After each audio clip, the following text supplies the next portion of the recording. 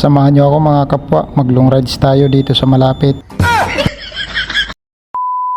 Dahil nakapag-day off ako ng 2 araw, ito mga kapwa, bibiyahin na naman ulit tayo papuntang Quezon. Ang oras pala natin alas 4, nagising tayo ng alas 3, tapos nag-prepare ng konti. Tapos biyahin na tayo mga kapwa, long rides tayo dito sa malapit.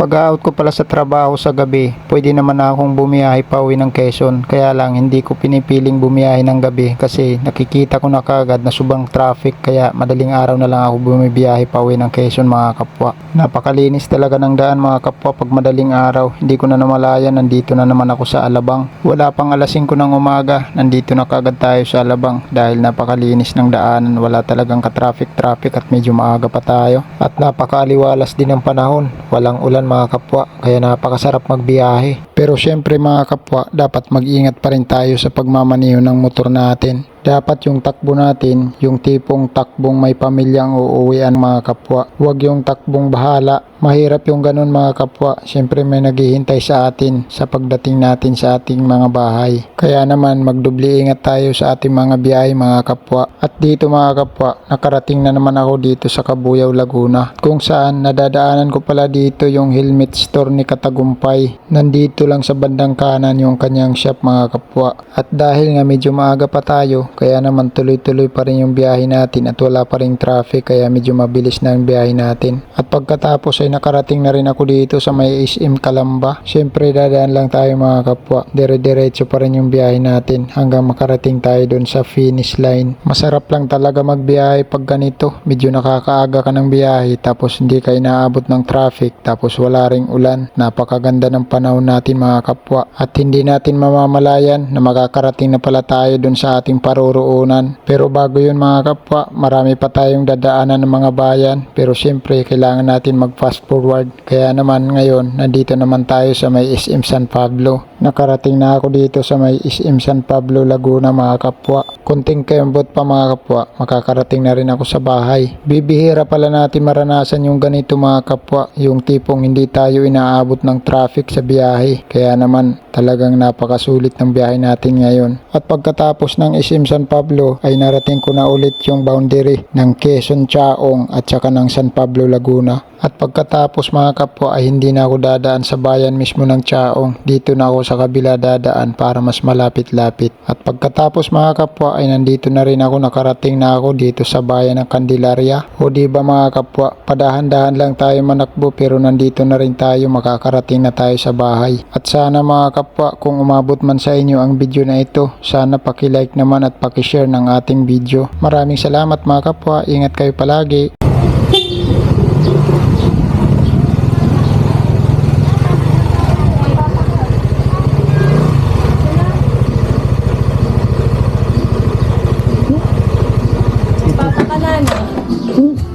Kailangan mo papa ka?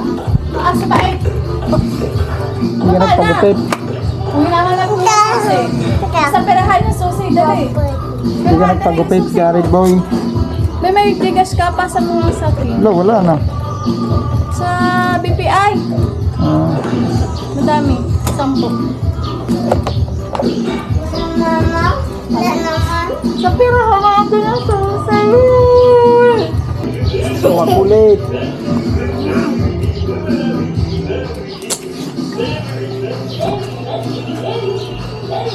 Sino kang monkey ang itay?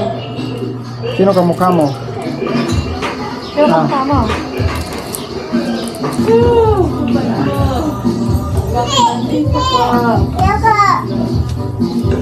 Asan si Dion?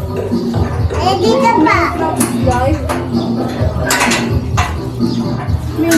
What's that? Tako. Ba't may pako ka? Bibilyard ako. Bigay lang to. Kakalabanin ko si JB Sukal. Kaya ito gani.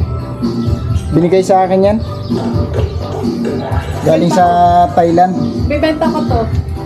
Puro ka binta. Sali. Ikaw yung bilyarin ko eh. Puro ka binta.